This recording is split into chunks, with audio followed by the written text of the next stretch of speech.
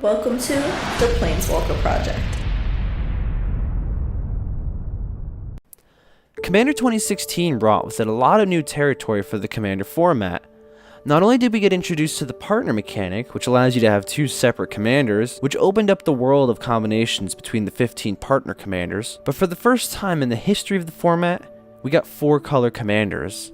Kyanios and Tiro of Melitis, a deck that had all colors but black, Yidris the Maelstrom Wanderer, who had all but white, Saskia the Unyielding, brought all colors but blue, and Breya the Etherium Shaper had all colors but green.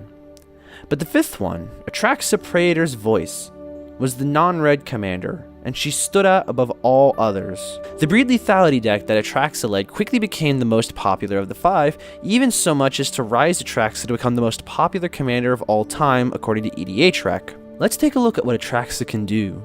For 1 mana each of white, blue, black, and green, we get a 4/4 Angel Horror with lifelink, death touch, vigilance, and flying. And at the beginning of your end step, you get to Proliferate. Proliferate lets you pick any number of target players or permanents that have a counter on them, and gives it another counter of that kind. I think the appeal of Atraxa comes from this open-endedness of her abilities.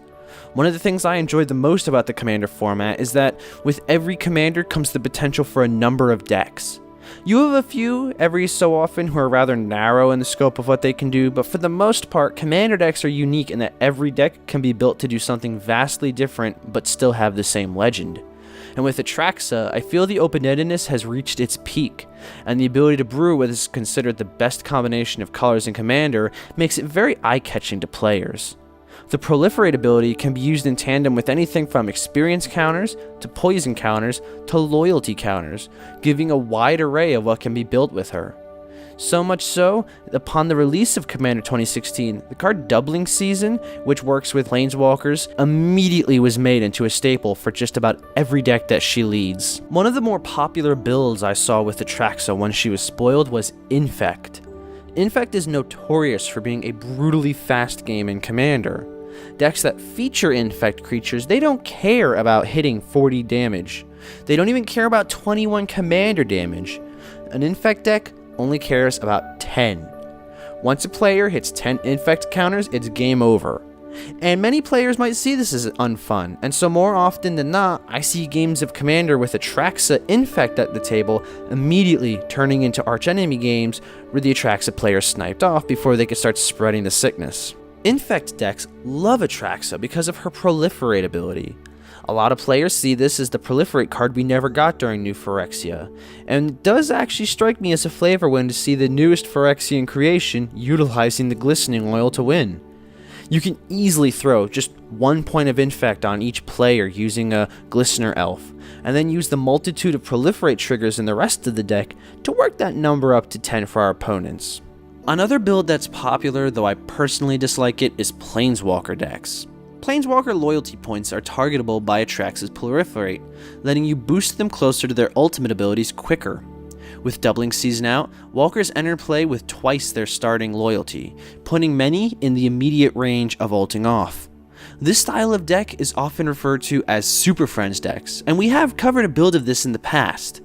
It's often a rather expensive upgrade to building Atraxa, as many of the walkers you will want to capitalize on have hefty price tags on them, such as Jace and Karn. Another build, and the one that the Precon deck initially offers, is a deck based around 1/1 counters. Using cards like Colonian Hydra, you can easily pump your creatures to absurd power levels using the +1/+1 counters and then proliferating them. The cons block came with a cycle of cards from the Abzan house that gave abilities such as Flying, Lifelink, First Strike, and so on to creatures that had +1/+1 counters on them. This is the build that I personally was hoping for when the news came out that 2016 would have 4 colored commanders. It's not nearly as intense or competitive as something like the Infect deck, and I personally feel that it's slightly more frail to go into due to the investment of creatures in a form that risks high loss upon a board wipe. You don't have access to a whole lot of ways to conserve those +1/+1 counters should you lose the creature that you piled them all up on. Now, the decks we've discussed thus far are mostly decks that utilize Atraxa as part of their strategy and part of the synergy, but you can build a powerful Voltron deck using Atraxa for her other abilities. In a lot of these decks, Atraxa's Proliferate trigger is the spotlight, but she also has 4 powerful keyword abilities that we can definitely build around. Vigilance makes her viable to be an attacker and a blocker, and with the lifelink we would get life gain on both. Death Touch makes blocking her very disadvantageous, especially should we have her suited up with protective equipment, and of course flying is one of the best evasive abilities in the game. We have access to the best tutors and equipment boons in Magic with cards such as Stoneforge Mystic, Demonic Tutor, and Pure Steel Paladin. A deck that centers around getting Atraxa out and suiting her up in various equipment and swords and so on can be very powerful, but I don't quite see this variation as often. And of course, the last form I feel Atraxa can be used for is a Stacks deck. This one I feel would use her minimally and more or less just for her color access. Stacks decks tend to mud up opponents' games, denying them the ability to play the game and depriving them of the resources to do so. Cards like Winter Orb, Stasis Orb, and Smokestacks can make for very unfun games. This is perhaps best left to the more competitive builds of her, for the more cutthroated gameplay, the spikier players, though by no means do I consider her a top tier commander. All the same, we are again in the best colors for tutors, ramp, and defense, giving us quite the edge should this be our route. Her deck also came with some very useful new cards. Her pet Deep Glow Skate offers great synergy with what any deck with her would want to do, whether it be the +1/+1 counters or loyalty counters. She can't hit infect counters, but these are very powerful counters to be doubling. We also got Crystalline Crawler, a very potent mana dork who can both fix mana and buff itself to fix mana more. So what about Atraxa makes her so popular?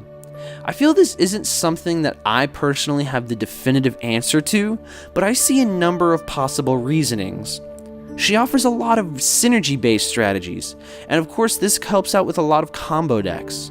She has great flexibility, and as I stated before, many of the builds put her in the same boat as cards as Nekusar and Kalia, who in the more casual gameplay are immediate targets. Her openness to Super Friends decks also makes her a very popular option. This all comes at the fairness of Atraxa not being broken by any means. And among the Commander 16 commanders, Breya is the one who lends herself to a more competitive combo deck, which of course led to her being banned outright from competitive Commander. But I want to ask you, the viewer of this video, for your opinions on Atraxa. Do you think she's deserving of her popularity? And do you think that she's had any form of heavy impact on the format as a whole? I want to open the comments section to discussion about her. I hope you enjoyed this video. Please leave it a like and share if you liked it, and if you didn't, maybe leave some feedback as to how I can improve in my next video. If you'd like to help support the show up its quality even more so, you can do so over at our Patreon. And as always, I'll catch you with the next upkeep.